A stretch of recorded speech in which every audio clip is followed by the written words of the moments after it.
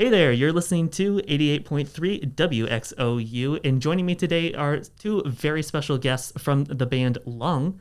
We have Daisy, the drummer for Lung, and also Kate, the cellist and vocalist for the band.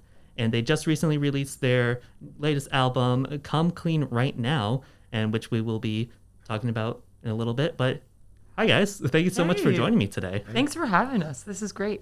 Yeah, so you guys are going to be performing here tonight at the Loving Touch in Ferndale. So that's really exciting. But before we get to that, just wanted to ask you what kind of made this band happen? What was the origin story? Well, I mean, I think a lot of things sort of like led to it starting. Sort of like, I mean, for one thing, I don't play guitar, cello, or bass, so I've always like written music for cello and voice.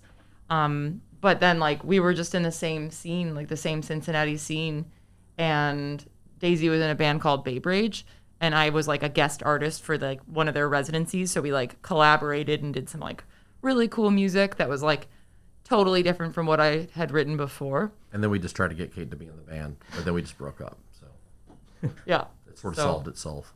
So then, then a couple months after that happened, I was like going through some weird personal stuff where I wanted to write some heavier music, and I was trying to like attach drums to my feet and do the like play everything thing, and it didn't work for me. And I was like, hey, I had a really good time playing music with Daisy, like maybe they would jam with me. Yeah. So and then Kate was like, do you want to play drums on my solo songs? And we tried that for like 20 minutes, and it sounded really good. And then we wrote then we just started writing an album, and it was fun. in like a week or something. Yeah, and so why was the name Lung chosen? The only name we could agree on. I mean, I think really like we wanted to find a name that could be like any genre, because we're kind of all over the place. Yeah. And like we wanted something that would be like just, I don't know, kind of, how would you just sort of, it just sort of stuck. it just sort of worked. I guess we had a bunch of the names listed and they all didn't sort of work. And then we were like, oh, this one. Okay, cool. They were all really not Really great. bad, very dramatic. It was the only good one, and it I think passed. I wanted us to be Water Sleeper, but I'm really glad we're not Water Sleeper.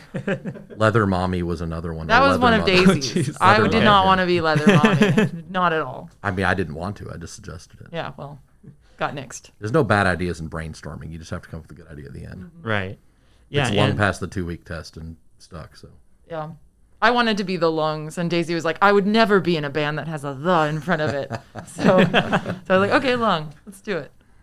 All right. Yeah, and it's a very unique instrument choice, having an electrified cello with drums. I mean, honestly, I still kind of don't believe that it's a cello that I'm hearing whenever I listen to it, because it really does sound a lot like a guitar, and just like a full band is there.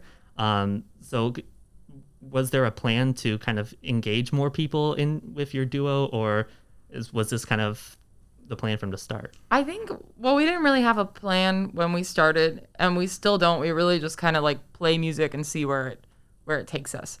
But with it was kind of like, I mean, with cello, it's a really versatile instrument that often is overlooked in the rock world and the indie world, although it's getting more and more, like there's a lot of cello bands out there actually right now. But it's an instrument that covers a lot of different octaves, like tonally. So it can be used, like if you sort of like think outside the box with it, like some of the lower strings can feel like a bass guitar, and then some of the higher stuff feels like a guitar, or like some weird, I guess just like a cello. But so you can sort of play it in a way that it's like several instruments at once. I mean, I think there's probably lots of guitar players who do the same thing with their instrument, but I think it was just sort of like, also we work better in a 2-person thing. Like, I don't know, I kind of find like too many cooks in the kitchen makes music messy. Yeah, we've tried to add people a couple times, and it just became like Lung with someone else. Like, it wasn't really like, I don't know, it doesn't really function with more people in the same way. Okay. Yeah, and listening to some of your songs, like Come Clean Right Now, is just very, interesting with time signatures and stuff. You guys seem to be very experimental in terms of time signatures and just different styles in general. So I was wondering, what is your songwriting process like? Well, I mean, that particular song, I think that's a really good example of the whole record where that was right when everything shut down, and Kate was just sent like with no commentary, just sent most of that song just in an email, and I was like, holy crap, that's really cool. And then I figured out a way to sort of like write drum beats on MIDI and then edit the song like with GarageBand or something like that. Okay. And like then we just bounced it back and forth until it was a complete song. Yeah, like this past album that we released, Come Clean Right Now, it definitely was a little bit of a different writing style than we normally have. Due to the pandemic. Like it was Right. We wrote a lot of it right when the pandemic started in 2020. Like we just canceled a 2-month tour like that was supposed to start when everything shut down. Okay. And so neither of us had anything on our plate, and like everything was, remember, like shut Yeah. down. Yeah. So during that time, we just sort of sent music back and forth online, and just like most of the album was written virtually. Wow. So that's one, and I mean, there's been a million ways you've written, but that was that specific one. Like, I feel like that one might not have ended up so, like, different time signature every 30 seconds if it wasn't in that fashion. But sometimes I feel like different things like that put you out, like things that put you out of your comfort zone, sort of get really fun results. Like it sort of expands you creatively. you also will have different time signatures without thinking about it too. It's like it just comes. That's just how the kind of stuff you write, and then that's fun to play too. Yeah, for sure. And what are some of your inspirations when writing? Like artists we like? Yeah. Oh gosh, we like all sorts of artists. I mean, I love Tori Amos. I'm like a diehard Tori Amos fan. I also love Prokofiev, who's like classical composer who, if he was living right now, would be writing like the most awesome metal music ever. Like, I mean, directly on Lung, like there's a couple bands that like it seems to me like bands like Smart Went Crazy. oh, Smart Went Crazy is awesome. They have a cello player too. Oh, okay. Kind of very different. Like they don't sound a whole lot like us, but the way they put stuff together is very inspirational to us. That there's a band called the Cell Phones we like a lot that I feel like we're more contemporary with, but like the way they use dynamics is like a 2-instrument band. Like I feel like there's a lot I've taken from that. Two Ton Boa. Yeah, Two Ton Boa is another them. big one. I guess these are bands that like maybe not everybody knows. So sometimes I'm like, doesn't anybody ever realize we're a Two Ton Boa ripoff? But they don't. They should, because Two Ton Boa is amazing. Two Ton Boa is awesome. Yeah, they're this band. They're from Washington State. I think they're still a band, but they're not doing as much. It's like 2 bass guitars, and it's like really sludgy and heavy, but it's like really like there's songwriting. Like the songwriting is really strong still. Like it's not just like, okay, here's a riff for 4 minutes. It's like really strong. Ooh, and Jucifer. Love Jucifer. Jucifer is awesome. Yeah. Their wall of amps that they play in front of is an inspiration. Yeah, it's always crazy to kind of just see just that display. It's Yeah. They were also on tour for something like 20 plus years or something straight. So Also an inspiration. we like that too. Yeah, and for any artists that are trying to start up and get out there, what is some advice that you might have for them?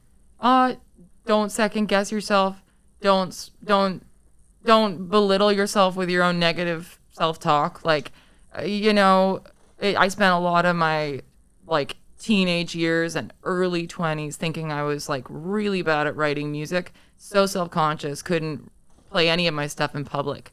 And looking back, I'm like, wow, that was so sad. Like, if I just had a little more confidence, or not even confidence, you don't even have to have confidence. Just go out there and do it, because why not? It's not like what do you have to lose? Literally nothing. Like, oh no, people don't like it. Like, who cares? So yeah, I just think people should just throw it at the wall, give it a go, and like communicate, and don't try their best not to be afraid of what other people are going to think, because it doesn't matter at all. And drink water. And drink water, lots of water. Take your vitamins. Yeah. So yeah, that's about it that I have for you. So you said that this is not your first time over at the Loving Touch, is that right? Yeah, No, we've played there several times, and we love the Loving Touch. Tonight we're actually playing with some of our favorite Detroit bands. Tart. We love Tart. They're so wonderful. They're a 4-piece now, and they just are like super Yeah, awesome. they're great.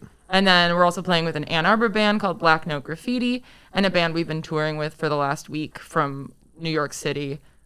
They're Adira Horse, and they're phenomenal as well. Yeah. So, yeah. And then other things, we're gonna be back in Michigan in the fall. You're touring back with, in literal Ferndale at the Magic Bag with Oh, Black yeah. Sabbath with Max Sabbath. Yeah, we're Max playing with Black Sabbath. Wrong Sabbath, Max Sabbath. The McDonald's That's in October.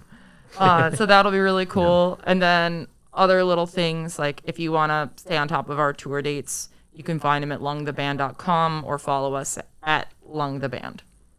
Yeah, I would definitely recommend checking out Lon. I mean, I've been, listening so much to your latest album, and Thank you. I honestly like Air is probably my favorite song Oh, off of cool. there. So yeah, it still just kind of blows me away that it's because it really to me doesn't sound like a cello, but I mean, also you just put it through pedals, I you know. know? There's also like some points where it's like, yeah, okay, it's kind of believable that it's a cello now. It's just like, Yeah. I don't know. It's really cool, and thank you for everything that you do. It sounds great. Thank you. Thanks for having us. This is really cool. Yeah, so if you are watching this the day that is released, be sure to head over to the Loving Touch and check out Lun. But anyways, thank you so much, guys, for joining me today. Thanks for having us. I've been Logan Pizzurro from WXOU, and remember, don't let your dreams fly too far away from you. Was that? Yeah, looks good. Sweet. Wonderful. All right.